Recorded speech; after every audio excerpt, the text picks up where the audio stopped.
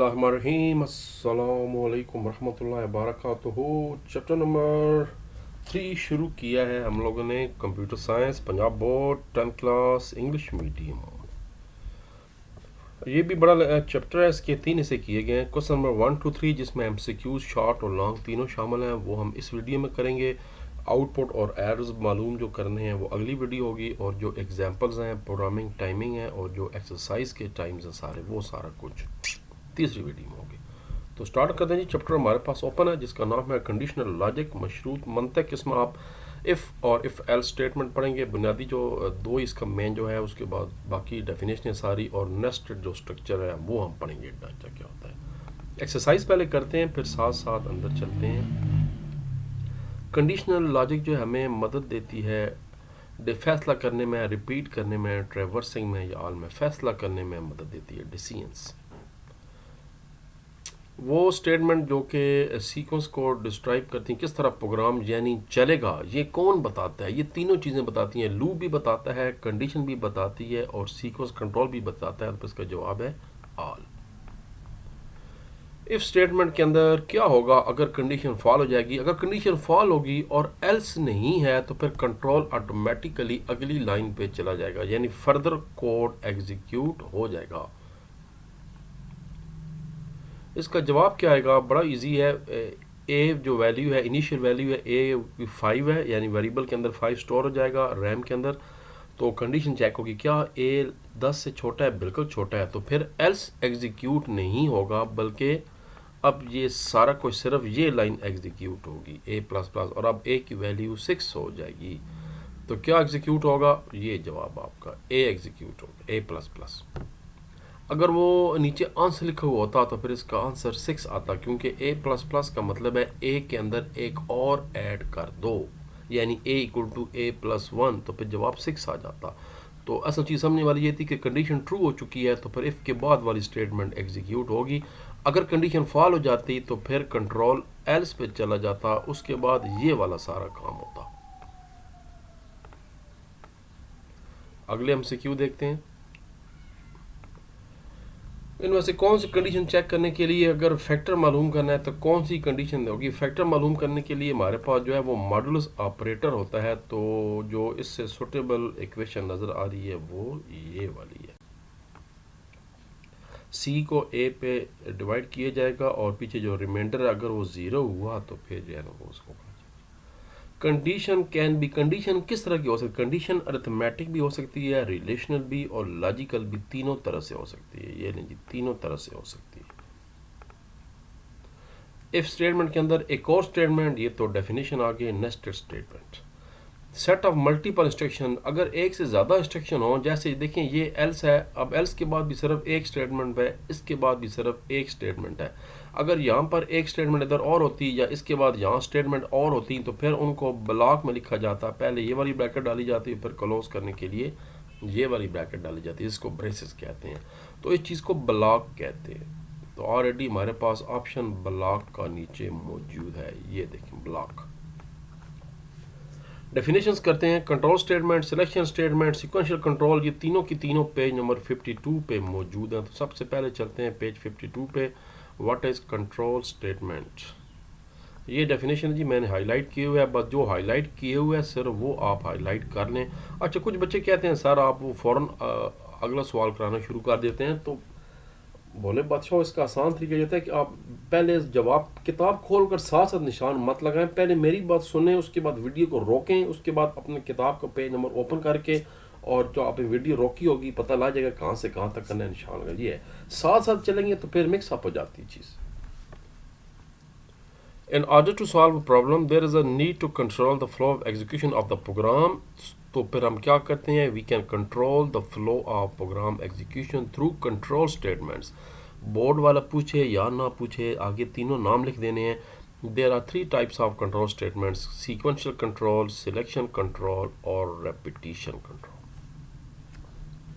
12 जवाब देंगे तो एक अच्छा इंप्रेशन पड़ जाता है एग्जामिनर्स के ऊपर, चेकर के ऊपर। वो फिर आपके सवाल अच्छा चेक करते हैं, उसको समझ आ जाती है कि आपके कंसेप्ट्स हैं और आपने मेहनत की हुई है। जान छुड़ाएंगे शुरू के शॉर्ट क्वेश्चन 1-2 लाइनों में जान छुड़ा देंगे तो फिर वो एग्जामिनर, हम खुद पेपर चेक करते रहे हैं फिर हम लोग भी जान छुड़ाते हैं, क्योंकि जो शुरू के सवाल हैं अगर आपने अच्छा भरपूर दिया तो आइडिया हो जाता है कि आपकी तैयारी है। अगला शार्ट का जो जवाब है वो ये है, सीक्वेंशियल कंट्रोल क्या होता है। देखिए अगला सवाल ने पूछा है सीक्वेंशियल कंट्रोल, ये पहले आ गया, इसका जवाब है sequential control is the default control structure in C language according to, चलिए मैं इसको हाईलाइट साथ साथ कर देता हूँ। सीक्वेंशियल जो कंट्रोल है वो सी लैंग्वेज का डिफ़ॉल्ट कंट्रोल है। इसमें ऑटोमेटिकली लाइन बाय लाइन जो है आपका प्रोग्राम एग्जीक्यूट होना शुरू हो जाता है। All statements are executed in the given sequence. जिस तरतीब में प्रोग्राम लिखा था इसी तरतीब में एग्जीक्यूट हो जाएगा। सवाल नंबर 2 जो है वो अब इसका ये जवाब है, ये भी 52 पे। ये सिलेक्शन स्टेटमेंट क्या होती है। The statements which help us to decide, फैसला करने में हमारी मदद करती हैं कि कौन सा पार्ट एग्जीक्यूट होगा किसी भी कंडीशन की बेस पर। इनको सिलेक्शन स्टेटमेंट्स या कंडीशनल स्टेटमेंट्स कहते हैं, याद रखें। अगर सवाल आ जाए व्हाट इज कंडीशनल स्टेटमेंट्स तो यही जवाब होगा। There are 2 types of conditional और selection statements in C language जो हमारे सिलेबस में है, इफ स्टेटमेंट और इफ एल्स स्टेटमेंट। एक और केस स्टेटमेंट होती है मगर वो हमारे इस सिलेबस में नहीं है, वो सेकंड ईयर में केस स्टेटमेंट। कंडीशन क्या होती है। कंडीशनल स्टेटमेंट नहीं पूछा गया, सिर्फ ये पूछा गया कि भाई शर्त कंडीशन होती क्या है। पेज 53 पे इसका जवाब, अगले पेज पे ये है, condition could be any valid expression, जो कि अरिथमेटिक एक्सप्रेशन भी हो सकता है, रिलेशनल भी हो सकता है, लॉजिकल भी हो सकता है, या इन सब का कम्बिनेशन भी हो सकता है। ये लिखने के बाद सिर्फ एक एग्जांपल दे दें, कोई भी दे दें, ये एग्जांपल दे दें या जो आपकी मर्जी, या जो मर्जी एक दे दें, ये एग्जांपल जो मर्जी दे दें, बस 1-2 एग्जांपल दें ताकि कंफर्म हो जाए कि आपका कंसेप्ट था। अब जब मैं ये बोल चुका हूँ अब आपको ये वीडियो रोकनी चाहिए थी और अपनी कॉपी पे इसका निशान पे 53 पे एज इट इज़ लगा लेना चाहिए था। ये तरीका होता है करने का, साथ साथ करते रहेंगे तो फिर समझ नहीं आनी कि उस्ताद क्या कह रहा है और कॉपी किताब क्या कह रही है। अगला जो शॉर्ट है नेस्टेड सिलेक्शन क्या होती है, इसका जवाब पेज 64 पे आपको मिलेगा। तकलीफ करनी पड़ेगी, थोड़ा सा जंप लगाते हैं, पेज 64 पे चलते हैं।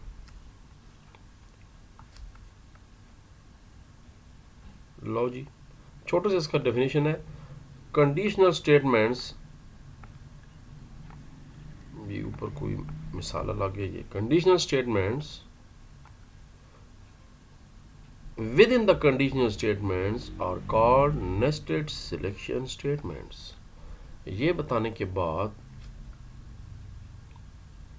आप एक एग्जांपल कोई सीन में से दे देंगे, ये जो पहली एग्जांपल है यही दे देंगे, इससे कंफर्म हो जाएगा कि आपको कंसेप्ट क्लियर हो चुका है। क्योंकि इससे ज़्यादा और बेहतर डेफिनेशन ना ही किताब में ना ही कहीं और, इसकी यही डेफिनेशन है कि इफ़ के अंदर एक और इफ़, यानी किसी कंडीशन के अंदर एक और कंडीशन, उसी को कहते हैं। जैसे ये इफ़ था, इसका अंदर फिर कंडीशन आ गई,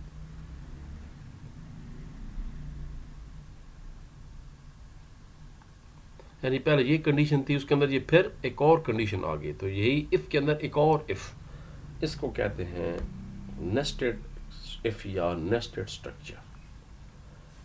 अगला हिस्सा जनाब है इसके, अब आगे शॉर्ट और लॉन्ग, 2 लॉन्ग हैं और बाकी 3 मजीद शॉर्ट हैं। क्वेश्चन नंबर 2 जो क्वेश्चन नंबर 3 है ये लॉन्ग है और क्वेश्चन नंबर 5 लॉन्ग है, बाकी तीनों शॉर्ट हैं। Why do we need selection, हम सिलेक्शन स्टेटमेंट क्यों इस्तेमाल करते हैं, इसका जवाब किताब के अंदर नहीं, आपको मैं अभी दिखा देता हूँ। आप कापी पेंसिल ले लें, स्क्रीन शॉट ले लें और दोनों का डिफरेंस बता दें। इसका जवाब भी किताब के अंदर नहीं है, ये दोनों मैंने लिख दिए हैं और आपको ये जनाब आपके सामने आ रहे हैं, सुकून से इनके जवाब आप नोट कर लें। Why do we need selection statement, बादशाह हमें सिलेक्शन स्टेटमेंट इस्तेमाल इसलिए करनी पड़ती है ताकि हम फैसला कर सकें कि प्रोग्राम जो है वो किस तरफ अब जाएगा। अगर तो कंडीशन ट्रू होती है तो उसका एक हिस्सा होगा है, वरना अगर इग्नोर कर देगा और दूसरे हिस्से पे कंट्रोल चला जाएगा। अगर कंडीशन फॉल हो जाती है, मसलन सिलेक्शन कंट्रोल स्टेटमेंट में display pass if the marks, यानी अगर हम एक ऐसा प्रोग्राम बनाएं जिसमें हम कंप्यूटर से कहें कि भाई चेक करते जाओ कि किस बच्चे के नंबर 33 से ज़्यादा हैं, अगर ज़्यादा हैं तो उसको पास कर दो, नहीं है तो उसे माजरत कहा लो कि भाई जो है ना आपका स्टैंडर्ड ज़्यादा। उसके बाद फ्लो चार्ट मेरे जैसे जो है नालायक बच्चे वो तो लाजमी बनाते हैं, अब आपकी मर्ज़ी है, क्योंकि फ्लो चार्ट बनाने का मतलब ये है कि आपको सैल्यूट मिलेगा एग्जामिनर से कि क्या शानदार जवाब दिया। बना दे, अरे कोई नहीं है, नहीं तो फिर ठीक है। अगला जो सवाल नंबर 2 है उसका जवाब भी ये मैंने लिखा हुआ है, आप इसका स्क्रीनशॉट ले लें, आप जनाब आप ले सकते हैं। सीक्वेंशियल में और सिलेक्शन में क्या फ़र्क है?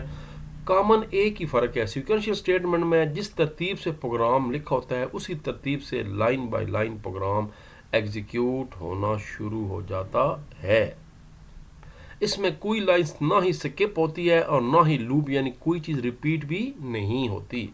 लेकिन सिलेक्शन स्टेटमेंट्स में जो कंडीशंस की बेस पर कंट्रोल जो है ना वो ट्रांसफ़र होता है। अगर कंडीशन ट्रू होगी तो एक हिस्सा चलेगा, अगर कंडीशन फॉल होगी तो दूसरा हिस्सा चलेगा और वो लाइनें स्किप हो जाएंगी। ये फ़र्क होता है। इसका अब आप स्क्रीनशॉट ले सकते हैं और या इसको वीडियो को आराम से रोक कर साथ साथ जो है न जाना छुड़ाए करें, कापी अपने साथ रखा करें। कुछ चीज़ें ऐसी हैं जो कि बता रहा हूँ कंसेप्चुअल, अब ये किताबें हमारी बनी गई हैं पंजाब बोर्ड की, शानदार बेहतर से बेहतर होती जा रही हैं। इसमें कुछ चीज़ें अपने पास से देनी पड़ती हैं आपको। मैं फिजिक्स केमिस्ट्री ऑलरेडी नोट्स मैंने वो उसकी वीडियोस बनाई, आप देख रहे हैं कि वहाँ पर ऑलरेडी कंसेप्चुअल सवाल आए होते हैं जिसका जवाब किताब के अंदर नहीं होता। लो जी वापस चलते हैं, 2 ये हो गए। सवाल नंबर 3 देखते हैं जो कि हमारा लॉन्ग सवाल है। इफ स्टेटमेंट और इफ एल्स स्टेटमेंट में एग्जाम्पल को देकर फ़र्क मालूम करें, यानी डेफिनेशन भी बतानी है, उनका जो सिंटैक्स है वो बताना है और एक एक प्रोग्राम एग्जाम्पल के तौर पर लिखना है।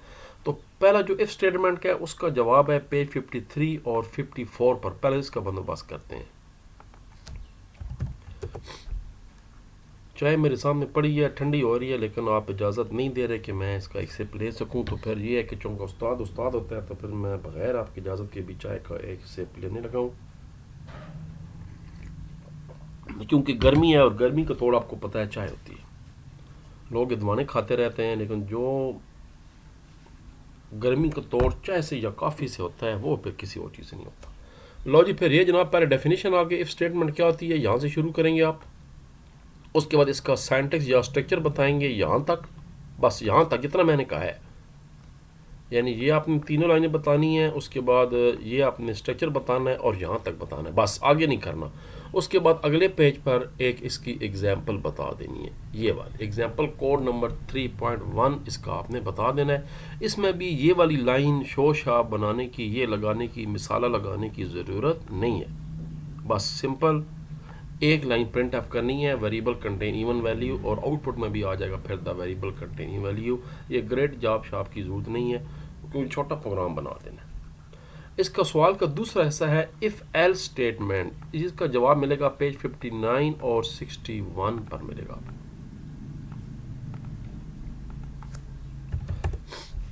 नहीं जी, अब इफ एल्स स्टेटमेंट भी पहले वही जनाब आपने डेफिनेशन बतानी है कि इसमें ये होता है कि दो ऑप्शन होते हैं, अगर कंडीशन फॉल हो जाए तो कंट्रोल एल्स पे चला जाता है। ये करने के बाद इसका सिंटैक्स बताना है, इफ कंडीशन एसोसिएटेड कोड वरना एल्स, ये कोड बस यहाँ तक, यानी ये चीज़ बतानी। ये बताने के बाद अब आप फिर वही बात अगले पेज पे आएंगे और इसके साथ एक प्रोग्राम है जो पेज 59 पे है,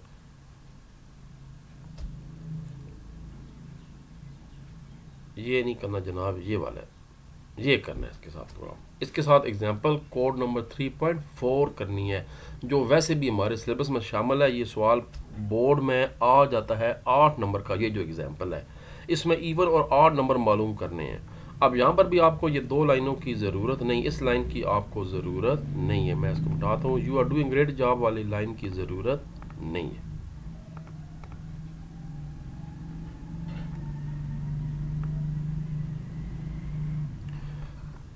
तो करना है तब भी ठीक है। अगर आपने ये लाइन आप मिटा दी है तो अब इन दोनों की ज़रूरत नहीं रही। अगर आप ये लाइन ऐड कर रहे हैं ठीक है, मर्जी आपकी, तो फिर अब ब्लॉक बनाना, आपको याद है हमने एमसीक्यू थोड़ी देर पहले किए हैं, ब्लॉक अब बनाना पड़ेगा, कर दें फिर ठीक एज इट इज़ कर दें। आउटपुट मैंने बताया था ये आपकी मर्जी होती है, ना भी दें तो आपको फ़र्क कोई नहीं पड़ता। हाँ अगर आउटपुट पूछा जाए फिर आउटपुट लिखना होता है। तो इसके साथ ये एग्जाम्पल हो जाएगी और जो इफ़ स्टेटमेंट थी उसके साथ एग्जाम्पल नंबर हो जाएगी 3.1 उसके साथ हो जाएगी। शॉर्ट क्वेश्चन है कि नेक्स्ट स्टेज, ये वही शॉर्ट है जो लॉन्ग के अंदर भी है, इसमें कोई फ़र्क नहीं। वही जो शॉर्ट था जो हमने पहले ये डेफिनेशन की थी, ये वाली what is nested selection structure, और इसका भी यही है व्हाट इज़ नेस्टेड स्ट्रक्चर, लेकिन इसमें एक लफ्ज़ का इजाफा हो गया, इस पर गौर करें, यूज़ ऑफ। अब नॉर्मली जब यूज़ मांगा जाए तो फिर एग्जाम्पल यानी एक प्रोग्राम पूछा जाता है, अब देखना ये है कि ये सवाल कितने नंबर का बोर्ड में आएगा। अगर तो 2 नंबर का आएगा तो बस सिंपल वही डेफिनेशन बता देनी है, मैं बताता हूँ आपको कहाँ से, पहले भी हम कर चुके हैं।